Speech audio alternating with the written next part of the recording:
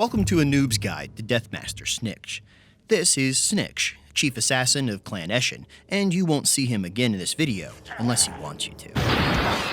Available as a Lord in the Shadow and the Blade DLC for Total War Warhammer 2, Snitch is the furry blade in the darkness, the whiskers that tickle your neck at night, and the rat-a-tat tapping on your rooftop tiles. And everything about him is awesome. He's Zorro from One Piece. If he adopted 4 turtles, he'd have a hit Saturday morning cartoon show, and he'd never even fight on it, because this Master Splinter is shredded. I mean, look at those abs.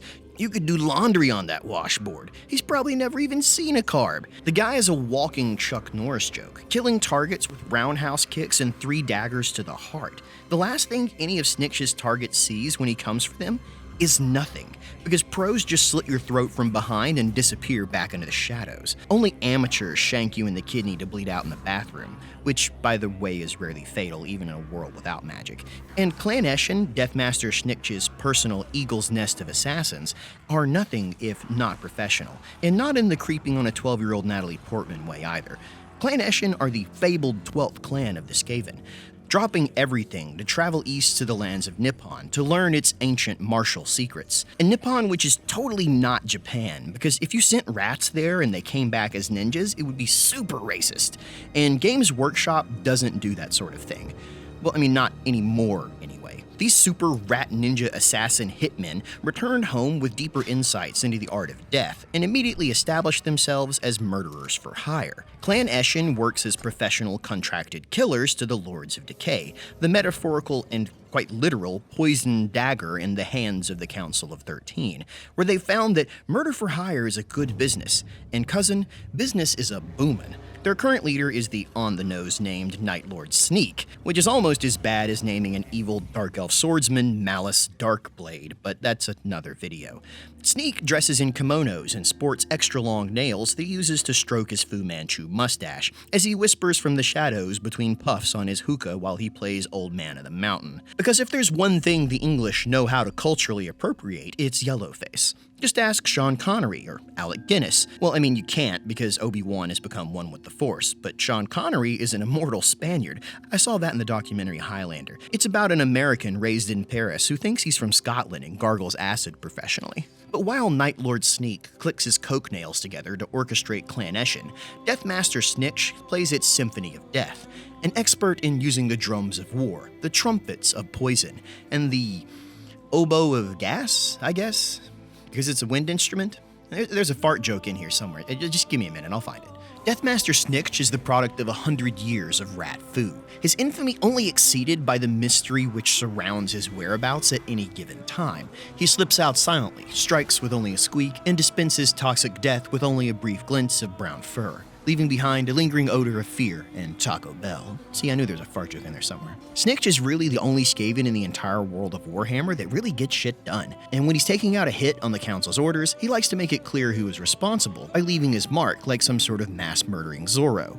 When he decapitated Scoot of Merkpit, he left his skull stacked on top of the heads of 100 Sturm Vermin bodyguards. When Clan Festerlingus started crossbreeding giant rats with alligators, it was awesome, but then they realized they needed to be knocked back down a mark. So it was Snitch's mark they found slashed into their mutated creations' corpses. Of course, Snitch is sent out after other races as well. One of his most famous kills is the celestial wizard Heinrich Friesen, whose flayed corpse was found hanging from the ceiling of his still-locked chamber. In another mission, Snitch killed Dromgar Ironhammer, the brother of the would-be king of Carrick 8 Peaks, Belagar Ironhammer, and only left his decapitated body behind, making sure to bring back his head like a predator trophy. So that now everyone in the world of Warhammer runs up their basement stairs squeeing after they turn out the lights, which I totally don't do every time I go down there. And on the battlefield, furry Batman here swoops in like a living shadow, triple-wielding his unique weeping blades, which are infused with toxins and warpstone, so they're uniquely designed to somehow make you even deader. And to ensure he reaches you unseen, he wears one of the 3 Deathly Hallows, a demented cloak of shadows, woven from stolen human hair and spider silk. So that in the end times, he's even able to sneak up and shank Thorgrim Grudgebearer and draw his personal symbol on the last page of the Book of Grudges, as a final Skaven middle finger before disappearing again into the shadows. And when you're playing as Clan Eshin, you'll likely never know where Snitch is either, as CA seems to have taken a cue from Assassin's Creed Brotherhood and cast Snitch as a ratio auditore, controlling a syndicate of assassins through a menu system called Shadowy Dealings that finds him always scurrying away to the ass end of the world. Clan Eshin missions send Snitch and your other heroes on odd local tasks, while Clan Contracts remove your agent from the map and put them on cooldown. The Clan Contracts actually go a long way to make you feel like one clan in the larger Skaven Empire. With only Clan Eshin ninja units normally available to you, you'll need to recruit from other clans to fill out armies, and those units start at double their normal cost. It's only completing Clan Contracts that changes that, and since you can really only keep 2 clans happy at a time in this system, the rest can frankly bugger off, as between Moors and Skyr, you have an A-tier front line and more range than your first tug after No Nut November. Late game, you could switch over to Molder for abominations and Pestilence for plague stuff, but you could just as easily eat lead paint. Everyone agrees it's a bad idea, but clearly no amount of warning labels are going to stop you. Eshin missions are a bit more complicated and require you to have schemes available to you, created to leash Snitch's OP abilities. The truly epic ones, like Plunge into Anarchy, cost 5 schemes and allow you to instantly kill a faction leader and spawn a rebel army, but CA gave it a 100-turn cooldown because the former Imperialists know firsthand what happens if you give colonies an option to revolt. Round up the aristocrats! The downside is that completing a 5-scheme mission and a 1-scheme mission both just award a single level. You can also instantly use as many of them as you want to until you run out of schemes, and even that's okay because you can just use stash rations to reset all your schemes, but it's also on a 20-turn cooldown. If you haven't noticed yet, this system has more cooldowns than the Ice Age. Additionally, schemes are unlocked by special Night Lord Say-So missions, which pop up at level-gated intervals of 5, 15, and 30, and they also form the main objectives for your Vortex campaign, eventually leading to a showdown with the DLC's other lord for control of the demon Zarkan. These Night Lord Say-So quests spawn an enemy army next to your capital, so be prepared to deal with them before you send Snitch out, as he'll be on cooldown and won't be able to participate. And if you're on hard or higher, this is the equivalent of dropping your soap in the prison shower, so just try not to clinch and think of the Queen of England. Or you can always use the new revitalizing scheme, right, and immediately respawn any wounded characters to his faction. For faster leveling, you could always offer cheese to the cheese god and try rebellion farming, and it will likely work for Snitch's Mortal Empires campaign start as you begin in a newly added eastern extension that includes the Dragon Isles. But his Vortex campaign starts smack in the middle of the Southlands, surrounded by stone lions, dwarf bears, and tiger-striped dinosaurs. Oh my. So while Snitch is away on assignment, he'll need to lean heavily on his new Master Assassin lords. And these were paw trained by Snitch himself, using the latest in Skaven technology. In this movie picture, there are 400 Skaven shadow sneaks. None can be look seen. In this video film, we tell show how not to be look seen. This Morphinrod, Clan Molder, Hell Pit Lair Home, Third Burrow Nest, on right, he no be look seen. Now, I ask Tell to stand squeak. Morphinrod, stand squeak. This show tells why be shadow sneak is best. In this movie picture, we know look-see Klesh from Skaven Blight. Klesh, stand squeak now. This Whiskey's from Under Altdorf. Whiskey's, stand squeak. Whiskey's no learn first lesson of being shadow sneak, not to stand squeak. It's tricky right now. We know no guess what bushy behind, but we find see easy. Yes.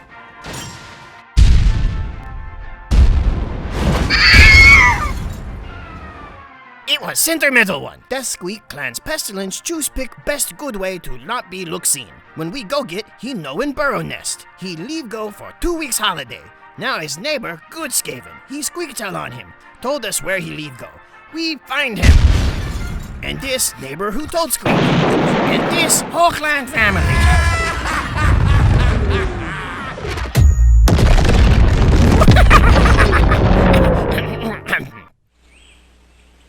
And now for something completely different. After this rigorous culling process, the few Master Assassins left are understandably wary of meeting anyone new, and also incredibly excited to stab their own kind. These master assassins follow in Snitch's example and excel at hero killing in close combat using vanguard deployment, stalk, and concealment bombs. And as commanders, they have additional buffs to ambush, and since Skaven's basic movement always has a chance to ambush, these guys start every fight by kicking you in the nads before they sucker punch you. Doubling down on what makes them great, this DLC also adds a new Skaven wizard, Eshin sorcerers with the Lore of Shadows. Their first spells are all about getting would-be assassins to their targets by buffing speed and defense, but their fourth spell, and by far the most innocuous, is Veil of Shadows. It's a swirling vortex that doesn't actually hurt anyone, but just knocks them out of the way. But it also doesn't affect your own troops, so you can use it to part the Red Sea and spread the enemy's keister so Snitch can insert his three-bladed shocker. It's also very handy at unblobbing gates. And the first thing you'll want to send through them is the new Eshin Triad unit. In the lore, they're a trio of apprentice assassins. In the game, they're a cheap anti-large halberd unit you have access to from turn 1, which, considering you're surrounded by Tomb Kings, it's just what the Plague Doctor ordered. The Triad's unique Regiment of Renown version can even create duplicates of themselves, called doppelgangers, to throw off enemies for a type of shadow clone jutsu, which also highlights that not a single rat ninja in this game Naruto runs. Not a single goddamn one of them. I mean, I reported this as a bug to CA since they gave it to me as a press release, and they called me a weeb and told me to move out of my mom's basement if I ever wanted one of these again, so I cried into my anime body pillow and made this video. It's ironic that the rest of the Skaven units added with this DLC have very little to do with assassins. Poison Wind Mortars are cool and give the Skaven a unit with indirect fire, and Warp Grinders or teams are just hilarious as they literally drill you into submission. But neither really fit with the whole sneaky ninja Clan Eshin motif. Night Runners, Gutter Runners, and Death Runners were already in the game, and now that they're properly buffed, you have an ambushing army with Vanguard deployment, stealth, stalk, snipe, boost to missile damage, and a partridge in a pear tree that they stole from the Wood Elves. Snitch's campaign lets you play as a badass assassin who runs around the map, murdering anyone in his way, and potentially one-shotting any character on the map if you give him the Sword of Cain. But he's a glass cannon, and like the rest of his army, you'll need to babysit them to get the most out of their rat ninja powers. So this holiday, instead of a fat man coming down your chimney, try a rat man ninja assassin with ridiculous abs. Thanks for watching, and if you enjoyed this content, there are other Noob's guides available on this channel. You won't actually learn anything from them. Well, I mean, apart from a few colloquial terms for genitalia. But I mean, I guess that counts, so yeah, Noob's guides. Have a great day out there.